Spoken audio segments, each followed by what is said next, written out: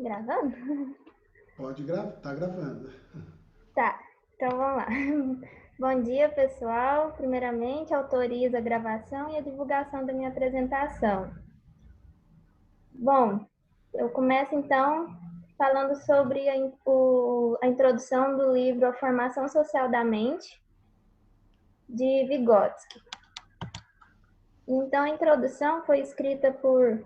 Eu já peço perdão, pessoal, que eu vou falar muito portuguesado, que tem muitos nomes russos aqui e eu não consigo falar.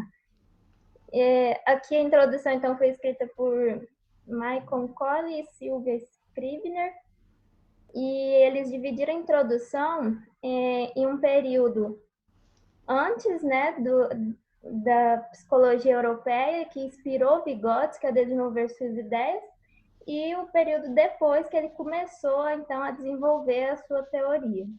Então, ele, inicialmente aqui da sua carreira, ele já era advogado e filósofo, e começou, então, as suas contribuições na psicologia após a Revolução Russa de 1917. Então, como que era, então, o cenário no início do século XIX? O texto traz que o estudo da natureza humana era atributo da filosofia. Então, até então, não estava definido, então, a psicologia. E como atributo da filosofia, a origem das ideias, então, vinham das sensações produzidas através de estimulação ambiental. E aí, nesse cenário, tinha muitos pensadores, e os mais importantes ali eram John Locke, na Inglaterra, e Immanuel Kant, na Europa. E John Locke, ele trazia ideias de que as nossas ideias têm origem nas nossas experiências. Ele, então, acreditava que nós não tínhamos ideias inatas, que todo o nosso intelecto era passivo e dependia de uma experiência para se tornar ativo. E já Kant, ele trazia que as ideias de espaço e tempo, quantidade, qualidade e relação originavam-se na mente humana e não poderiam ser decompostas em elementos mais simples.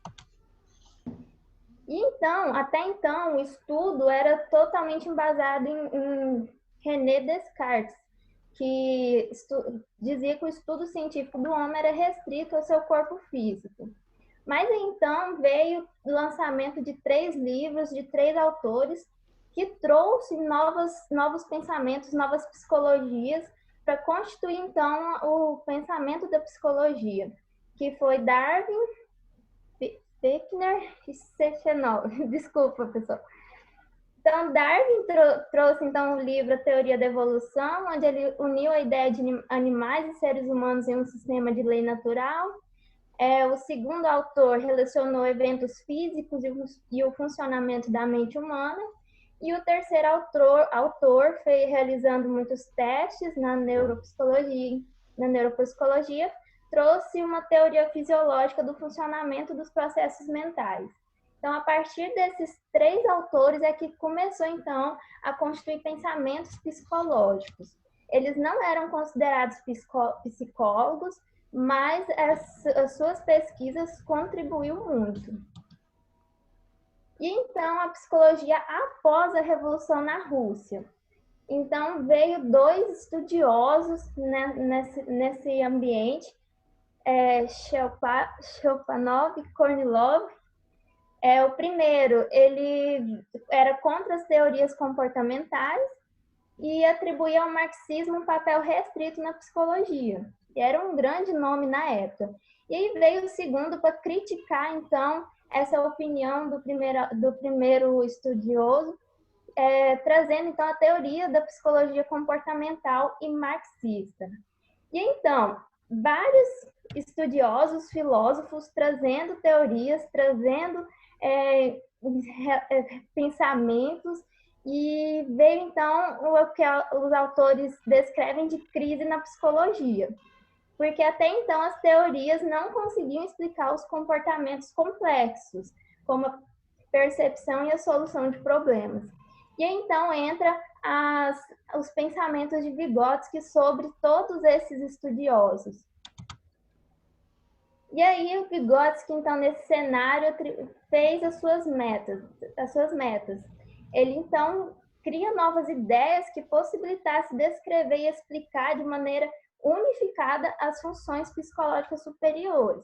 Até então, era dividida entre pensamentos naturais e pensamentos mentais, mas não tinha algo unificado. Então, Vygotsky traz aí uma possibilidade de unificar essas funções. E aí tem as suas várias metas que ele não conseguiu fazer todas as metas, mas deixou muitos estudos e muitos descendentes que continuaram esses estudos dele. E a gente vê a identificação dos mecanismos cerebrais, explicação detalhada da sua história ao longo do desenvolvimento. Então, ele dava muito enfoque ao como aconteceu o desenvolvimento, estabelecer as relações entre formas simples e complexas daquilo que aparentava ser o comportamento e a especificação do contexto em que se desenvolveu o comportamento.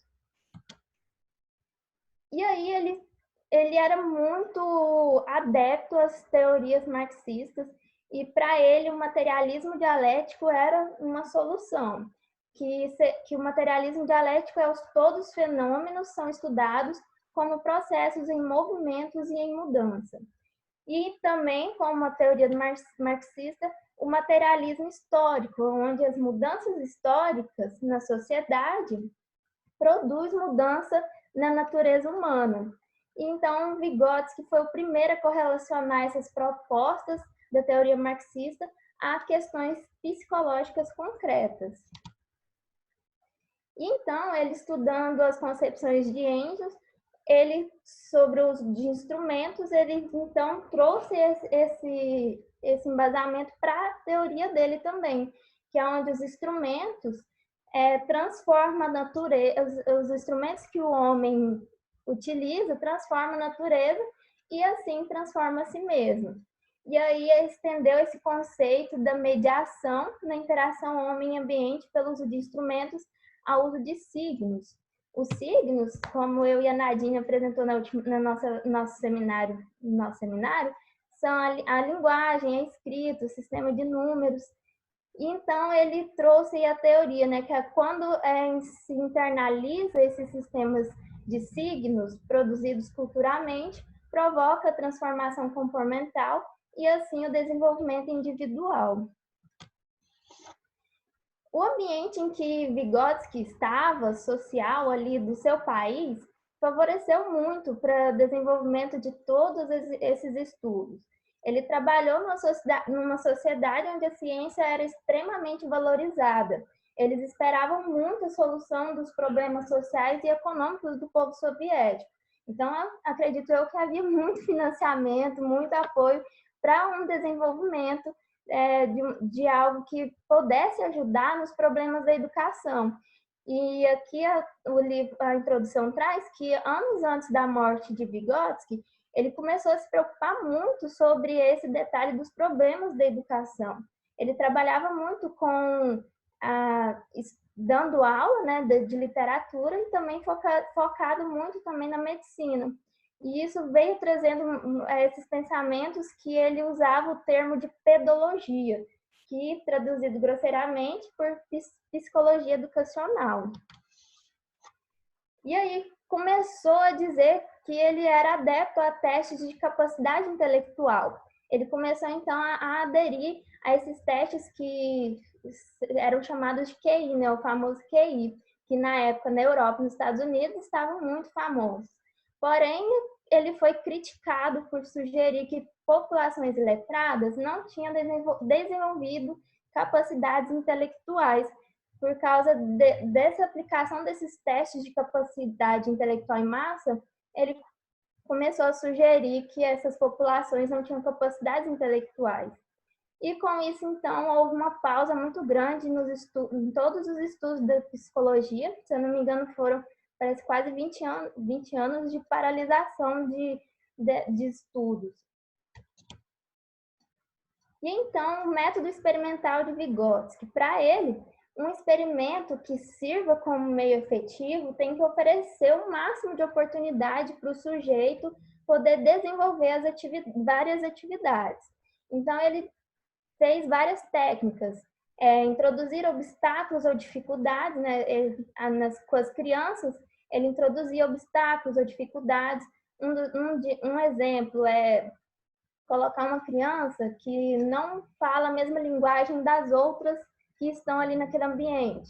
E aí ele observava algum comportamento de interação, mesmo elas não tendo a mesma linguagem. Então, isso era um obstáculo que ele via como que a criança ia superar.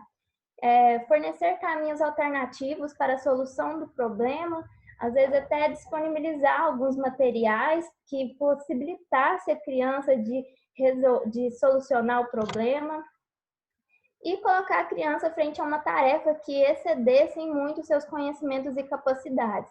Às vezes, alguma tarefa que ele sabia que era muito além da capacidade da criança, mas ele gostava de ver o processo que a criança fazia para poder chegar ao desenvolvimento de novas habilidades. Então, os trabalhos dele quase não têm dados quantitativos, porque ele se focava muito era nos métodos, no processo que o desempenho era atingido. Aí, no finalzinho, os autores trazem uma importante nota. Ele não era adepto da teoria do aprendizado baseado na associação estímulo-resposta. Muitos estavam pegando a teoria dele e sobre ele dizer a mediação do meio com o homem, e estavam interpretando que ele era adepto à associação de estímulo e resposta. E, na verdade, não era assim que era a sua teoria. Na verdade, o estímulo ali poderia ser totalmente alterado, poderia ser totalmente modificado pelo próprio sujeito, não era simplesmente esperar um estímulo para uma resposta. E aí, por último, a nota biográfica sobre Vygotsky. Eu peço desculpa pelo tamanho dos textos, não consegui reduzir. Mas então, breve nota aí, eles escreveram sobre um pouquinho da vida de Vygotsky. Ele nasceu em 1896, na cidade de Orsha, na Bielorrússia. Ele completou o primeiro grau em 1913, em Gomel. Em 1917, ele já havia se graduado na Universidade de Moscou e tinha especialização em literatura e começou suas pesquisas. De 1917 a 23, lecionava, dava direção de teatro, dava palestras, já era então muito influenciador. Ele fundou a revista literária Versky e então publicou sua primeira pesquisa em literatura, que foi intitulada Psicologia da Arte. Criou um laboratório de psicologia no Instituto de Treinamento de Professores, onde ministrava um curso de psicologia, cujo conteúdo foi publicado mais tarde. Em 1924, ele mudou-se para Moscou, trabalhou no Instituto de Psicologia e depois no Instituto de Estudos das Deficiências. Ele tinha muito interesse nas crianças deficientes, crianças com retardamento, então ele estudava muito essas crianças. Dirigiu um departamento de educação de crianças físicas e retardos mentais em Narcóticos. Ministrou vários cursos na academia, na Segunda Universidade Estadual de Moscou também, no Instituto Pedagógico de Ersin também. De 25 a 34, ele começou a influenciar um grande grupo de jovens cientistas na área da psicologia, sobre o estudo das anormalidades físicas e mentais. Fez medicina, olha só, o cara ainda cursou medicina, primeiro no Instituto Médico em Moscou, depois em Kharkov, onde ele também ministrou um curso de psicologia na Academia Psiconeurologia da Ucrânia. E um pouco antes da sua morte, ele foi convidado para dirigir o departamento de psicologia no Instituto Soviético de Medicina Experimental. Morreu muito cedo, 37 anos, de tuberculose em 1934. Uma doença que esteve com ele por muito tempo, praticamente em todo o seu período da sua pesquisa, era uma doença que atormentava ele, e infelizmente ele morreu com essa doença. A referência, obrigada, contatos.